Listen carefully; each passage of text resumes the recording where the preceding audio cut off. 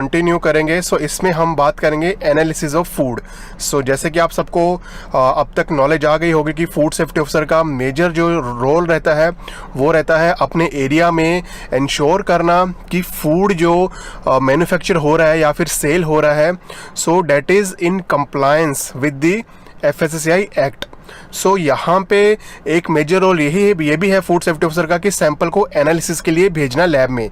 सो आज हम बात करने वाले हैं, ये बहुत ही इंपॉर्टेंट टॉपिक है, ध्यान दीजिएगा। आज हम बात करेंगे कि कैसे सैंपल पिक किए जाते हैं, कितने पार्ट्स में उनको डिवाइड किया जाता है, किसको सैंपल वो एनालिसिस के लिए भेजा जाता है, वो सारी हम डिटेल में आज बात करेंगे। स्टार्ट करते हैं। that is section 47 sampling and analysis.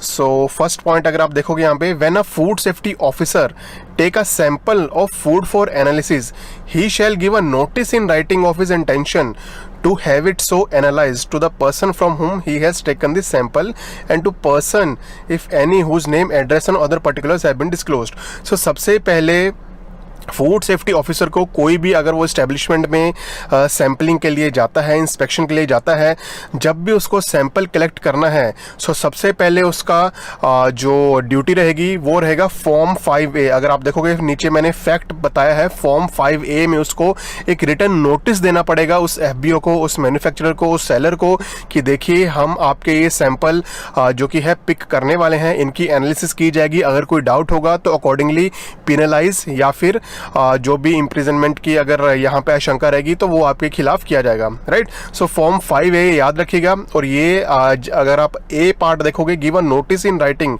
To his intention, ये क्वेश्चन 2019 में एग्जाम में पूछा गया था कि फूड सेफ्टी ऑफिसर जब भी सैंपल कलेक्ट करेगा तो सबसे पहला जॉब उसका क्या है, सबसे पहला जॉब है एक नोटिस देना, नोटिस देने के बाद ही वो सैंपलिंग प्रोसेस स्टार्ट करेगा।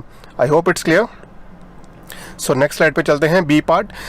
नोटिस दे दिया फूड सेफ्टी ऑफिसर ने। सेकंड उसका फंक्शन रहेगा सैंपल को उठाना, मींस सैंपल को पिक करना। Then divide the sample into 4 equal parts and mark and seal or fasten up each part in such a manner as its nature permits and take the signature of the thumb impression of the person from home the sample has been taken in such a place and in such a manner as prescribed by the central government. यहाँ पे ये ध्यान रखिएगा, sample कैसे pick करना है, means वो एक साइंटिफिक तरीका रहता है सैंपल को पिक करने का, वो डिसाइड करता है FSSAI, राइट। जितने भी FSSAI के साइंटिफिक पैनल्स हैं, साइंटिफिक कमेटी है, वो डिसाइड करेंगे सैंपल कलेक्शन कैसे की जाएगी।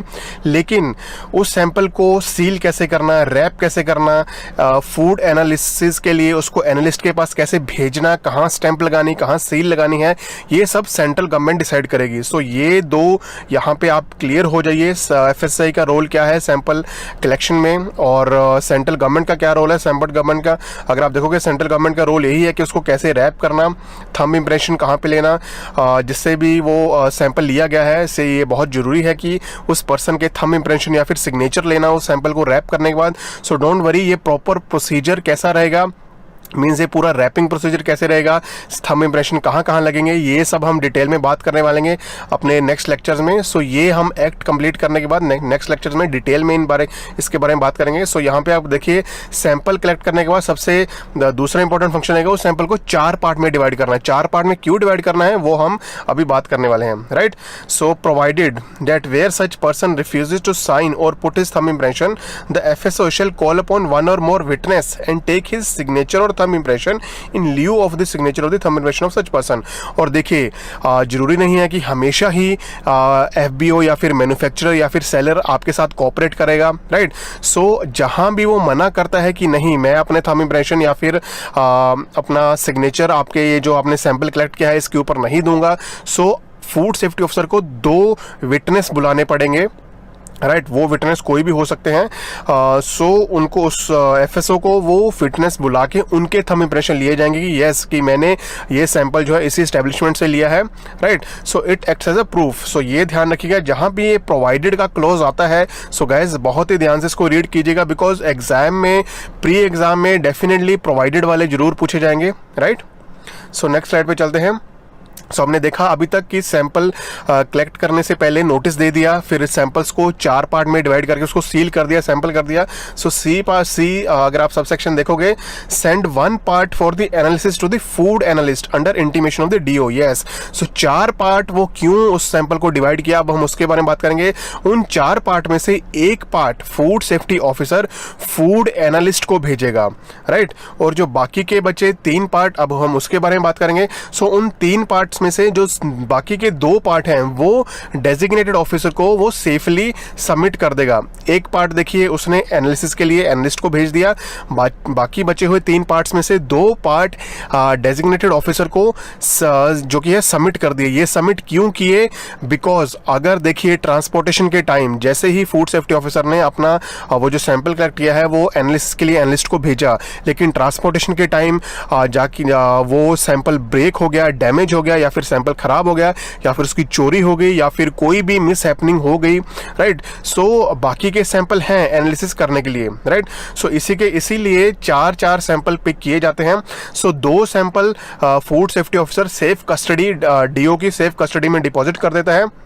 एंड थर्ड पार्ट अगर आप देखोगे, ये बहुत इंटरेस्टिंग पॉइंट है, send the remaining part for the analysis to the accredited lab if so requested by the FBO under the intimation of do.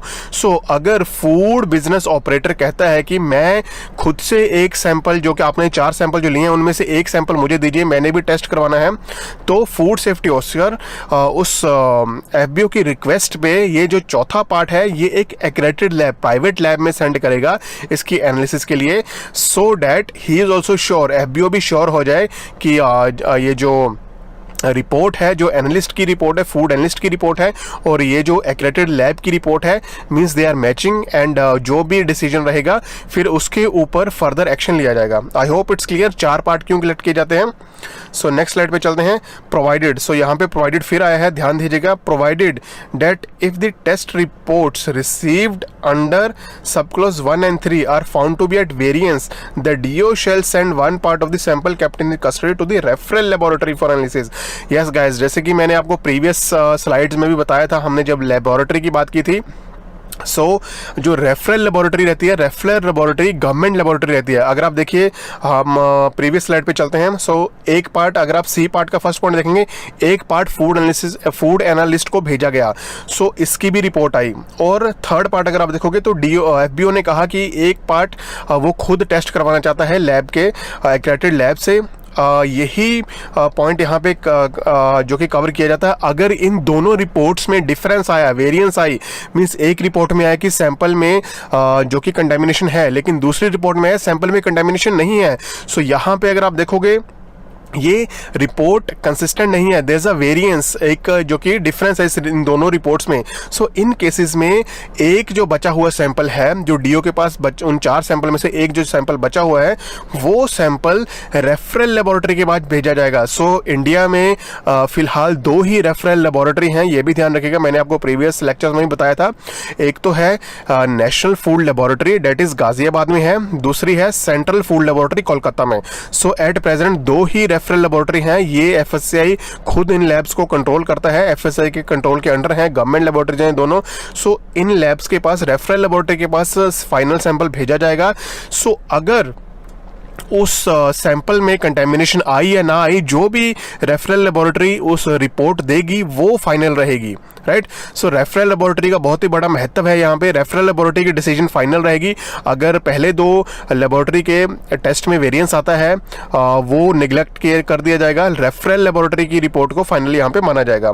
यहाँ पे अगर आप फैक्ट देखोगे तो मैंने आपको प्रीवियस स्लाइड्स में बताया था, notified laboratories mostly private laboratories रहती हैं, रेफरल लेबोरेटरीज गवर्नमेंट लैब रहती हैं। As I told you, India में सिर्फ 2 रेफरल लेबोरेटरी हैं, एक है reference labs. So reference labs ये सर्टिफाइड रेफरेंस मटेरियल प्रोवाइड करवाती हैं, राइट। सो इन सभी के फंक्शंस हम नेक्स्ट स्लाइड में कवर करेंगे। सो गाइज, आप प्लीज़ फॉलो कीजिए हमें, सो डैट आप सभी इनके फंक्शन जो है मैं आपको डिटेल में समझाने वाला हूँ अपने फर्दर सेक्शंस में।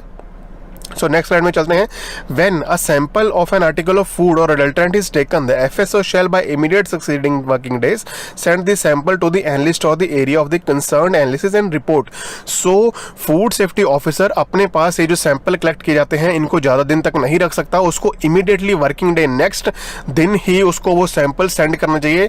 हालांकि he should send it immediately on the same day, but अगर फॉर एग्जाम्पल इवनिंग में सैंपल कलेक्ट किया जाता है, so he should send it by immediate succeeding working day. So अगले ही दिन उसको ये सैंपल फूड एनालिस्ट को एनालिसिस के लिए भेजने चाहिए. So third point, where the part of the sample sent to the food analysis lost or the damaged and the DO shall on requisition made by him by the food analyst or the food safety officer dispatch one part of the sample sent to him to the food analyst for analysis. जैसे कि मैंने आपको पहले ही बताया, 4 sample collect करने का महत्व यही है.